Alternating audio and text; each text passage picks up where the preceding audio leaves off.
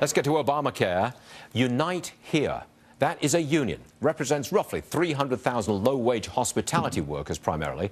They claim that because of Obamacare's much higher costs for insurance, their wages will be cut by up to $5 an hour. Last hour, we had New Jersey Congressman Scott Garrett with us on the show. Listen to what he said about his experience with Obamacare. Members of Congress have to be in Obamacare. A lot of people don't know that. I was on all day Friday, all day Saturday, all day Sunday, all day Monday, 4 days. Finally, I got into Obamacare. A couple weeks ago, I got my first statement, my first premium. My premiums did not go down by $2,500. My premiums have gone up by $2,500. All right, we are joined now by townhall.com news editor Katie Pavlovich. Katie, welcome back to the program. Good to see you. Great to be here. Happy Monday. Thank you. There are countless episodes going on here about what I think is almost the collapse of Obamacare, from what Congressman Garrett said to us, what the union's saying about the costs. And we have also Ted Cruz saying we're going to repeal it. We can repeal it. Now, I don't think you can, quite frankly. You can get it through the House, you can't get it through the Senate, and if you did get it through the Senate, you won't have it signed by the President, and if you did have it signed, you know, it's just not going to happen. Where are you coming from on Obamacare? You, Katie Pavlovich. Well, I think that Democrats are going to have a really hard time in the year 2014 pandering to their usual union constituency when you have not only just the unions now, complaining about Obamacare, but you also had last summer the Teamsters in partnership with other unions sending a letter directly to the president and to Congress saying, we elected you. Fix this problem. This is going to kill the middle class. When you have Democrats and the president going out on the campaign trail claiming to be advocates for the middle class and the poor, but at the same time advocating for Obamacare, which strips the middle class of their status and puts them into a lower economic status, it's going to be really hard for them to square that circle. It is. It is. I see that. But what I don't see is any kind of solution for the next 3 years. The president's never going to sign the repeal of this thing. I'm not sure how far you can go with changing it, making any changes, fundamental changes to it. I don't think he'll agree to that. I mean, I just he doesn't need to agree to it, right? No, he doesn't. He's done it 30 times himself. Yeah, so well, he's really delayed it on his own. it. All I see is chaos and confusion. I cannot keep up to speed with which part of this thing is in place and what's been delayed. And I don't see any way around this. All I see is one whopping great big mess for 3 years to come in our basic healthcare system. What say you?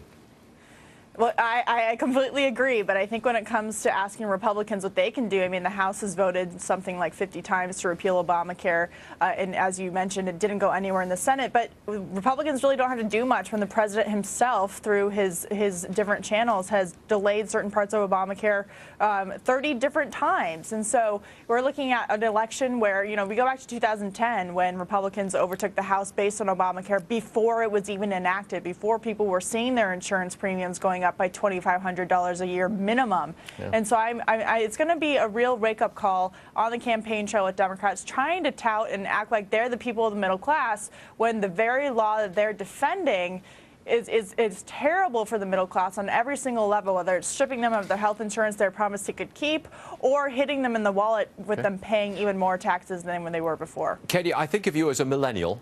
We'll just stay there for a second because I've got a story about guns and I want to apply the gun story to you as a millennial. So hold on a second. Let me get the story. Okay, great. I'm sure most of us remember that the Smart gun. We showed it to you a few weeks ago. It only fires if you're wearing a special watch that's matched to that specific gun.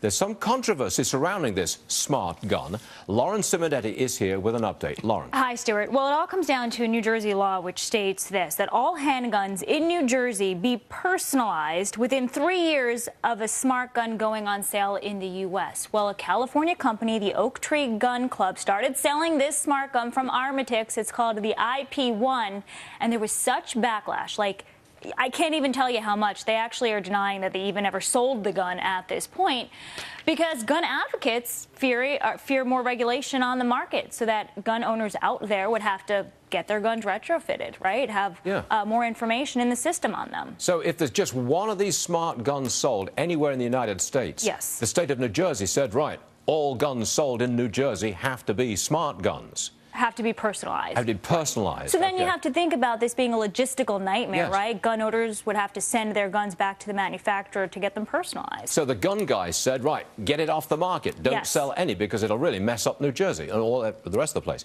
All right, thanks very much, Lauren. Yes. Katie's still with us. Now, you are a millennial, and I don't know where millennials stand on this kind of gun issue. Do you have a comment? Actually, a new poll just came out showing that millennials are not interested in more gun control. And in terms of this personalization, I think that people need to be very cautious because usually when we hear things like personalization or stamping, it's really just a way for the government to make owning a firearm more expensive, which is a backdoor way to curtail Second Amendment rights. I don't think that we just should shun new technology, but I understand why pro-Second Amendment advocates are weary of this technology being used to outlaw other forms of firearms, which of course would be an infringement on Second Amendment rights. I don't want to generalize too much, but I would say that most millennials are pro-legalized marijuana. I think most millennials are or they're against the kind of NSA snooping that we've seen. I think that's true.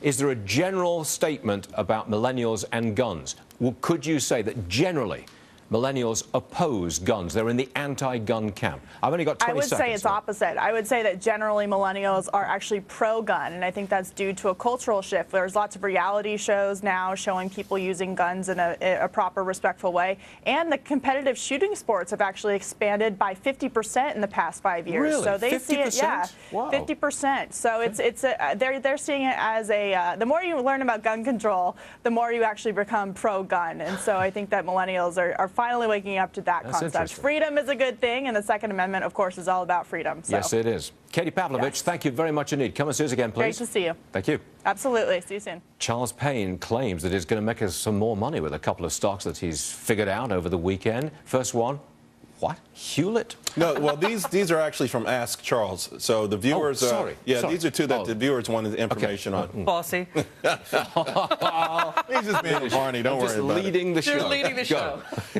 Thomas was asking about Hewlett Packard. I got to tell you, he said, will they make, his question, significant growth. No one thinks they're going to make significant growth. This has been a pure value play since but it has a remarkable rebound. If you're in the stock, I'd say hold it